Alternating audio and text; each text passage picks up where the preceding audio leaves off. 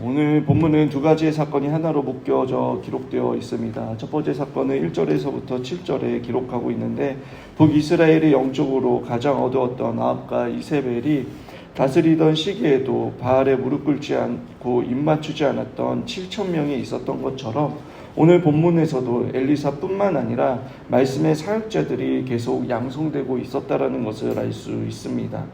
1절을 보시면 선지자의 제자들이 엘리사에게 이르되, 보소서, 우리가 당신과 함께 거주하는 이곳이 우리에게 좁으니. 엘리사와 같이 하나님의 말씀을 듣고 또 선포하며 가르치는 사역자가 되기 위해 사람들이 많이 찾아왔습니다. 심지어 지금이 있는 공간이 부족할 정도로 그렇게 사람들이 몰려왔습니다. 북이스라엘 상황이 영적으로 점점 악화되어 갔음에도 불구하고 엘리야와 엘리사 그리고 수많은 사람들이 말씀의 사역자로 세워지고 있다는 것은 하나님께서 그 땅을 위해 말씀을 하고 계시고, 또 그것은 아직 이 땅에 희망이 있다는 것을 보여주는 것입니다. 제자들은 기쁜 마음에 자원하여서 요단강 건너 직접 나무를 벨 선지자 학교를 세우려고 하였습니다. 그들의 간절함과 또 기쁨으로 자원하는 마음이 담긴 단어가 5절에 보시면 빌려온이라는 단어입니다.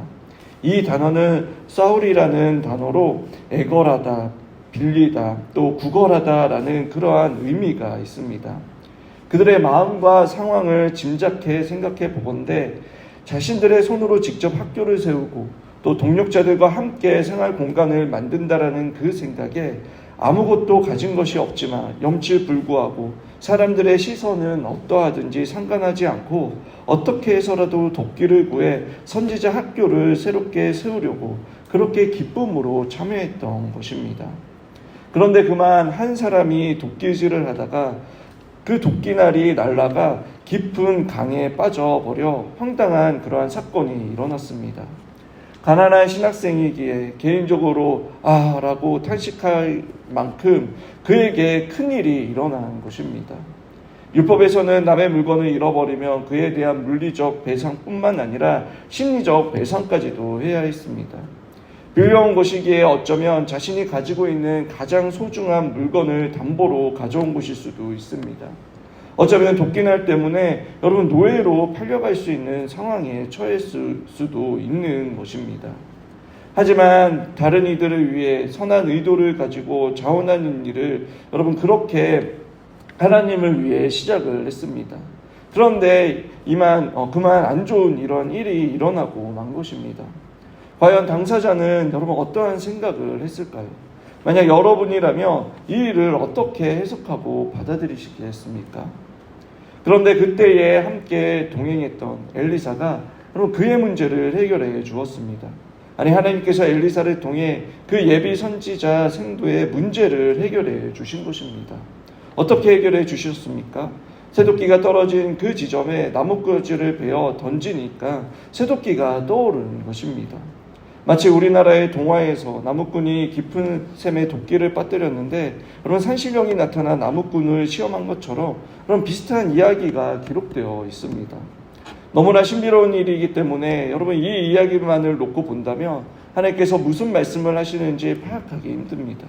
하지만 이어지는 아람 군대와의 그 전쟁의 이야기를 통해 명확하게 우리에게 말씀하시고자 하는 메시지를 우리는 발견할 수 있습니다.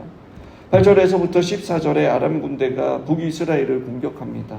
철저한 계획 가운데 거점 지역의 군사들을 매복시키고 여러 가지 군사 작전을 펼쳤는데 그때마다 실패로 끝났습니다. 그 이후에는 9절에 엘리사가 이스라엘 왕에게 아람군의 위치와 작전을 알려주었기 때문입니다. 계속되는 실패에 아람 왕은 11절에 우리 중에 누가 이스라엘 왕과 내통한다라고 그렇게 생각했습니다.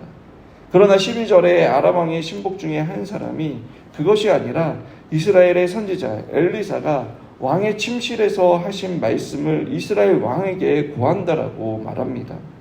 어쩌면 아람 왕의 신복은 자신이 북이스라엘 쪽에 심은 사람을 통해 엘리사가 위기 순간 때마다 이스라엘 왕에게 정보를 주어 위기에서 벗어났다라는 것을 알았을지 모릅니다.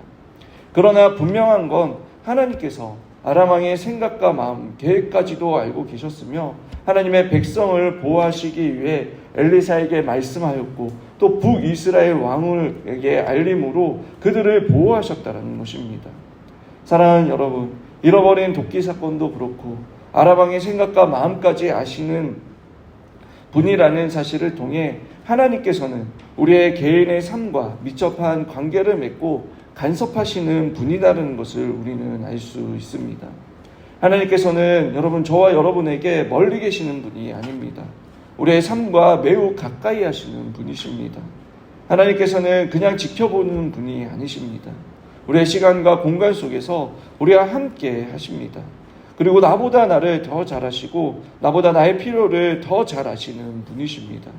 우리의 영적인 상황뿐만 아니라 현실적인 삶의 문제도 잘 아시고 해결해 주시는 분이십니다. 그뿐만 아니라 우리의 생각과 마음까지도 감찰하시는 분입니다. 우리가 이러한 하나님을 엘로이라고 부릅니다. 우리의 인생을 굽어 살피시고 우리의 필요를 공급해 주시고 우리의 길을 살피시는 분이시다라는 것입니다. 오늘 엘리사가 나뭇가지를 베어 물에 던짐으로 그 예비 선지자 성도의 문제가 해결된 것처럼, 여러분, 나뭇가지를 베어 물에 던졌다라는 것은 장차 십자가에 달려 죽으실 그 예수 그리스도를 예표한 것이며, 십자가에 달려 죽으신 예수님이 우리의 근본적인 문제를 해결해 주시고 우리가 마땅히 신뢰해야 할 분이다라는 것을 이 사건을 통해 간접적으로 보여주고 있습니다. 우리의 시간과 공간으로 종의 형체를 가지시고 이 땅 가운데 찾아오셔서 그런 제약된 세상에서 우리의 아픔과 상처, 그리고 우리의 고난과 고충, 상실과 좌절, 낙심과 절망을 너무나 잘 아시는 분이, 너무나 잘 아시고 공감해 주시는 분이 바로 우리 주님이시라는 것입니다. 우리의 복잡하고 힘든 상황을 하나님께서는 너무나 잘 아시고 우리를 위해 일하시기를 원하시는 분이십니다.